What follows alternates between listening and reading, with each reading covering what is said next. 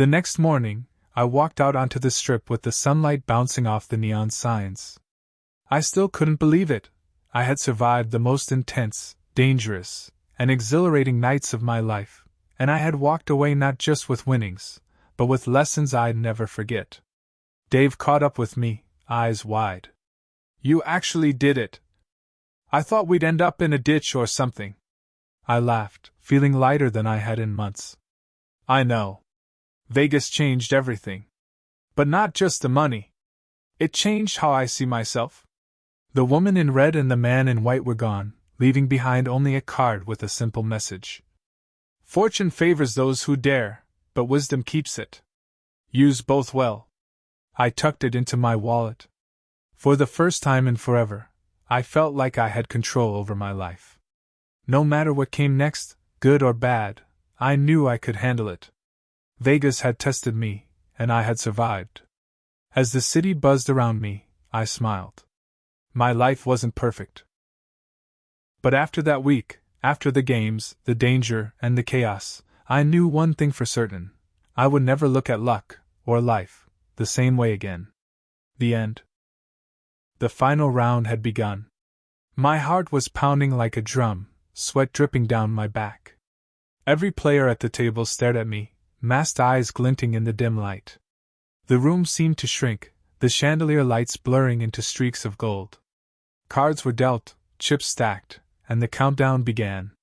One wrong move, and I'd lose everything I'd fought so hard to gain: my winnings, my confidence, even my chance to leave this place unscathed. Suddenly, a masked player tried to bluff me. I caught it, barely, but the tension made my hands shake. I had to think fast. Then, in a split second, I remembered something the woman in red had whispered earlier. "Luck only gets you so far. Use your mind." I made a bold, unexpected move, placing all my chips on a single hand no one anticipated. Gasps echoed around the room. The dealer revealed the cards slowly. Victory. The man in white leaned back, smiling wide. The woman in red clapped softly. "Impressive," she said. "Not everyone survives the final test. You've earned more than just money tonight.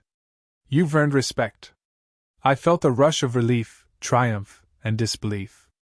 Vegas had tested me, pushed me to my limits, and I had survived. But more importantly, I had learned that winning wasn't just about luck, it was about courage, choices, and trusting yourself when the odds seemed impossible. Night fell, and I found myself standing outside an unmarked luxury penthouse on the Strip, the card from the man in white burning a hole in my pocket. My hands shook as I swiped the keycard. Inside, the room was massive, floor-to-ceiling windows, glittering city lights, and a single table set in the center. Around it sat people I didn't recognize, each one watching me like a hawk. The woman in red stood beside the table, smiling. "Welcome to the final test," she said. "Tonight you either prove yourself, or leave empty-handed." A series of challenges awaited me, puzzles, decisions, and games that tested my nerves, intelligence, and courage. Every move carried stakes higher than any money I'd ever held.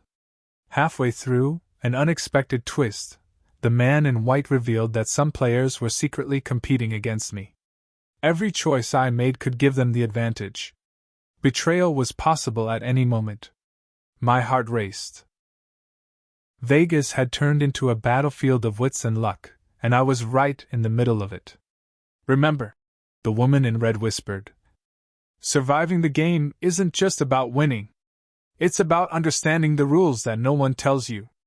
I realized then that I wasn't just gambling anymore.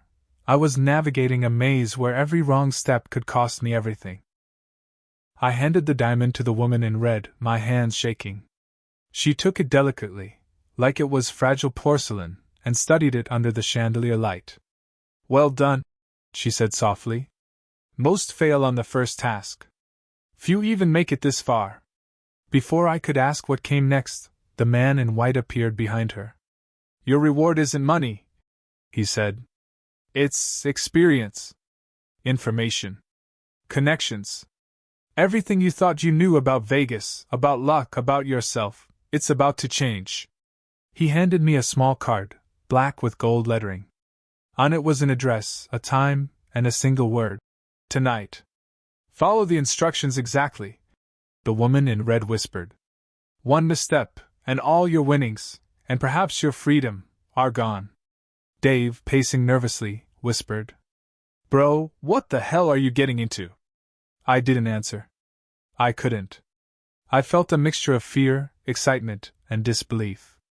The game had started small, blackjack, a few rounds, maybe some private bets. But now it had escalated into something bigger. Something dangerous. I realized then, in Vegas, luck only gets you so far. After that, it's all about courage, choices, and surviving the unexpected. I slipped into the high rollers floor, trying to blend with the crowd of sharply dressed gamblers. Every eye felt like it was on me, every shuffle of chips sounded like a countdown. I found the suite easily, fancy, guarded by two men who didn't look friendly. I crouched behind a velvet rope, my heart hammering. One wrong step, and I'd be thrown out, or worse. Then the unexpected happened. A small kid, maybe 10 years old, darted across the hallway with a tray of champagne flutes. I froze. The child stopped, looked at me, and smiled. Somehow, he nodded toward the suite door as if giving me permission, or maybe a warning. I shook my head, tried to focus. Timing was everything. I peeked inside and saw the diamond glinting on a velvet cushion. It looked unreal, like it didn't belong in this world. I reached for it, but just then, a voice behind me whispered, I wouldn't do that if I were you. I spun around. The woman in red stood there, smiling that same unnerving smile. Rules are simple. Take it, and the next game begins. Hesitate, and you fail. Sweat dripped down my back. I took a deep breath, grabbed the diamond, and in a blur of nerves and adrenaline, slipped out before anyone noticed. As I sprinted down the corridor, I realized one thing: the game had already changed me. Vegas wasn't just a city of luck, it was a city of trials. And I was in the middle of the storm. The woman in red led me through a labyrinth of back corridors and service halls, places I'd never even known existed in the Bellagio. My heart pounded in my chest, and every step echoed like a drumbeat of impending danger. Finally, she stopped in front of a door with no markings. She handed me a small envelope. Inside this is your first task. Complete it correctly, and you move forward. Fail, and your luck ends here. I opened it nervously. Inside was a single line of text. Retrieve the diamond from the high roller's suite without being seen. I nearly laughed out loud. Was this a game? A heist? The line between reality and some twisted Vegas fantasy blurred completely. You can't ask for help, she said. And you have exactly 1 hour. Dave's voice echoed in my mind. Don't do it. This is insane. But I couldn't turn back now. Something in me, pride, desperation, maybe plain stupidity, pushed me forward. That was the moment I realized, this wasn't just a game of cards. This was a game of nerves, wits, and survival. Every move mattered. And Vegas had never been this dangerous. I woke up the next morning in my hotel room, sunlight streaming through the blinds. For a moment, I thought maybe it had all been a dream. But the black chip was still in my pocket, heavy and ominous. Dave and I went down to the casino for breakfast. That's when the first unexpected twist hit. A man in a tailored suit was waiting for me by the elevator. No smile, no greeting. Just a folded card on the counter. I picked it up. Inside. Meet me at the Bellagio fountain at 2 p.m. Come alone. Do not be late. My stomach dropped. The message had no signature, no indication who it was. My first thought, a scam? A threat? Or something even worse? Dave noticed my pale face. What is it? Who sent it? I shook my head. I don't know. But it feels serious. I spent the next few hours pacing, trying to decide what to do. But curiosity, and maybe some foolish bravery, won. At exactly 2 p.m., I walked to the fountain. And there, standing in the middle of the flowing water, was the woman in red from the VIP lounge. She smiled, and my blood ran cold. "You've made it this far," she said, her voice calm but cold. "Now we see if you can handle the next challenge." I realized then, winning at the table was only the beginning. The real game had just begun. The table was enormous, the felt smooth and black, almost absorbing the dim chandelier light. The masked players didn't say a word, they just stared. I could feel their eyes piercing me through the masks. The man in white dealt the cards. One hand, one chance. Choose wisely. I glanced at Dave. He looked pale, biting his lip. "This is insane, just fold." But I couldn't. I slid the black chip forward. The dealer nodded and handed me a single card. My fingers trembled. I looked down. King of Hearts. The other players revealed their cards slowly. Gasps, murmurs, and tense silence filled the room. One by one, they showed their hands. Everyone had lower cards. Then the man in white placed his hand over the table. "Congratulations. You've passed the first test. But the real challenge begins now." Before I could ask, a new envelope slid toward me. I opened it cautiously. Inside was a note. "Tonight you win, but tomorrow the consequences arrive. Be ready." My mind was spinning. I'd won, yes, but the words felt like a warning. I realized that luck had brought me here, but something else, something darker, was controlling what came next. The man in white motioned for me to follow him. Dave hesitated, but I was too curious to stop. The woman in red smiled, almost approvingly, as we walked through a series of narrow hallways that felt nothing like the casino.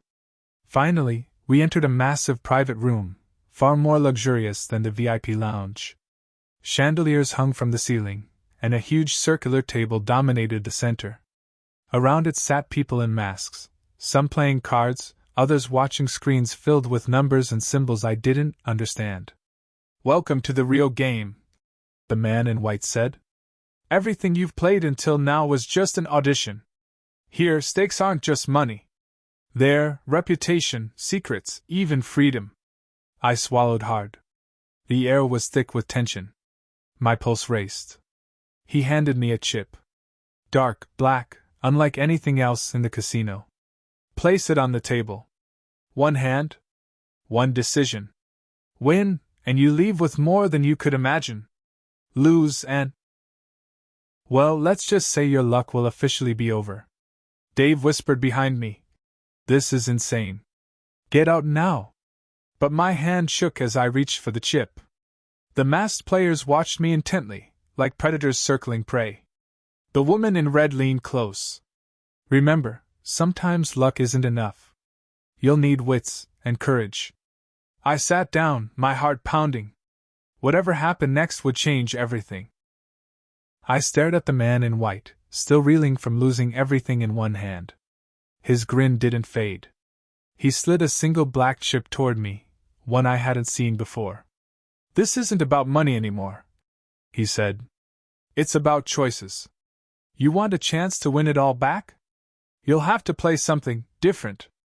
Dave tugged at my sleeve, whispering harshly. "Bro, don't. This is shady. We leave now." But something in me refused. Maybe it was pride. Maybe desperation. Maybe just plain stupidity. I nodded. "All right. What's the game?" The man in white leaned back. "Simple. One card. High card wins.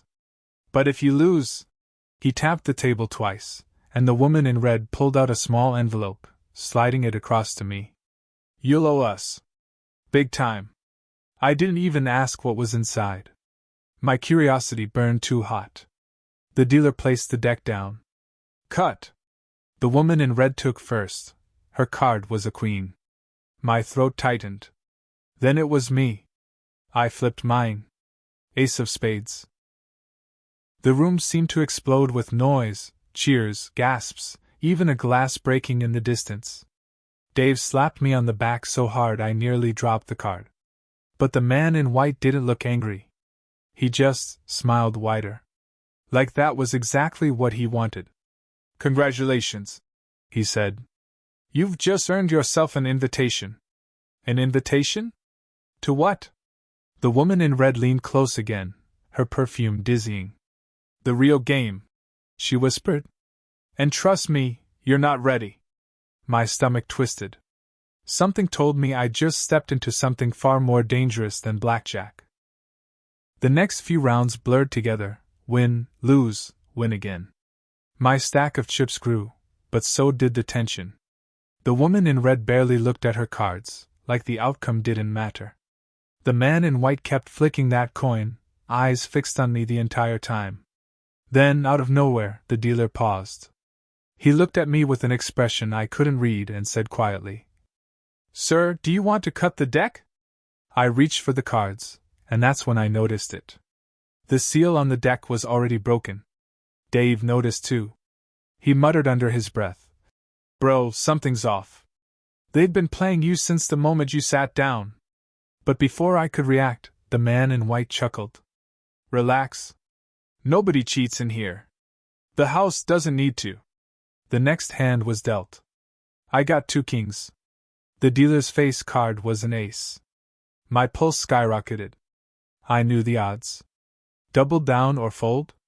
The woman in red leaned closer and whispered again, "Trust me, this is the hand that decides everything." I don't know why, but I slid all my chips forward. My entire winnings, gone if I lost. The room went dead silent. The dealer slowly flipped his hidden card. My heart nearly stopped. It was a 10. Blackjack. The dealer won. The man in white grinned like he'd been waiting for this. "Well, looks like luck finally ran out. Unless," he leaned even closer, "unless you want to play a different game." My entire body went cold. The private room felt like another world. No noise from the slot machines, no cheap tourist vibes, just the sharp sound of cards shuffling and chips clinking. The manager guided me to an empty seat at a blackjack table. Across from me sat a woman in a red dress with eyes like they could read every lie you ever told.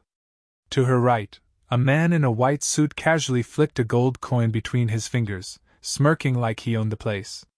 Dave leaned in and whispered nervously, "Bro, these aren't regular players. They look dangerous." The dealer smiled politely. "Mr. Carter, we've reserved this seat for you. Minimum buy-in, $50,000. My stomach dropped. $50,000 just to play one hand? That was half of what I'd won earlier. I hesitated, but then the woman in red leaned toward me and whispered, "If you walk away now, you'll never know why they brought you here." Something about her tone gave me chills. Against my better judgment, I slid the chips forward. The first hand was dealt. My palms were sweaty, but somehow I hit blackjack on the first round. Everyone at the table gave me a strange look, not envy, not anger, almost like they'd been expecting it. And then the man in the white suit leaned forward and said, "Looks like fortune has chosen you tonight. Let's see how long it lasts." At that moment, I realized this wasn't just about cards.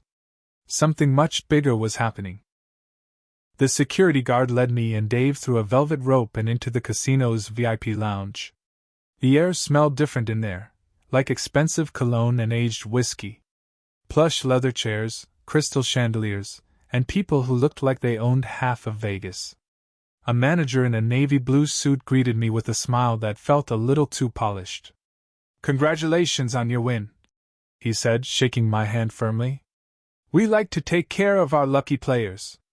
He handed me a gold membership card with my name already printed on it. "This gives you access to complimentary drinks, a private table, and certain opportunities most players don't get." Dave's eyes were about to pop out of his skull. He whispered, "Dude, they're treating you like royalty. Don't mess this up." The manager motioned for us to follow him deeper into the lounge. We passed a glass door guarded by 2 massive men in black suits. Inside was a private gaming room. Only a handful of people sat at tables with mountains of chips in front of them. Then, the manager leaned close to me and said something I'll never forget. "Sometimes, fortune doesn't just favor the brave. Tonight it might choose you. I had no idea what he meant at the time. But those words would come back to haunt me. I stared at the $100 chip in my hand, completely stunned. Dave laughed and said, "Dude, it's Vegas. Take the luck where you can get it." Now, I'm not a gambler. At most, I've played a $5 blackjack hand at some sketchy bar back home. But something about that chip, it just felt different. Like maybe this was some kind of sign. We walked over to a roulette table. I swear my palms were sweating just holding the chip. The dealer gave me that look like, "Rookie." I placed it on black 17. Why? I don't even know. It just popped into my head. The wheel spun. I tried not to watch, but everyone around me leaned in as if my entire life depended on it. The ball bounced, slowed, and then landed on 17 black. The whole table gasped. Dave literally screamed, "And no way!" I just sat there frozen as the dealer pushed a stack of chips my way. $3,500. Just like that. And here's where it gets crazy. As soon as I stood up, a man in a sharp suit tapped me on the shoulder. He said, "Sir, the manager would like a word with you in the VIP lounge." I thought I was in trouble. But oh no, this was the start of something much, much bigger. To be continued. So, I never thought I'd be that guy. You know, the one who ends up writing some crazy story about Vegas on Reddit. But here I am. For context, I was in a really dark place before this trip. I had just lost my job, my girlfriend had left me for someone else, and my bank account was basically a graveyard of overdraft fees. My buddy Dave convinced me to take a weekend trip to Vegas just to clear my head. He said sometimes you just need a change of scenery. I told him I couldn't afford it. He said he'd cover the hotel and gas if I just came along. Reluctantly, I agreed. What could go wrong, right? The moment we arrived in Las Vegas, everything felt surreal. The flashing lights, the sounds of slot machines, drunk tourists shouting on the strip. It was chaos, but kind of beautiful chaos. For a few hours, I actually forgot how miserable my life had been back home. Then came the first unexpected twist. As we were walking into the casino, some random drunk guy stumbled into me, shoved a $100 chip into my hand, and said, "This one's lucky, kid." Before I could even say anything, he disappeared into the crowd. That chip changed everything.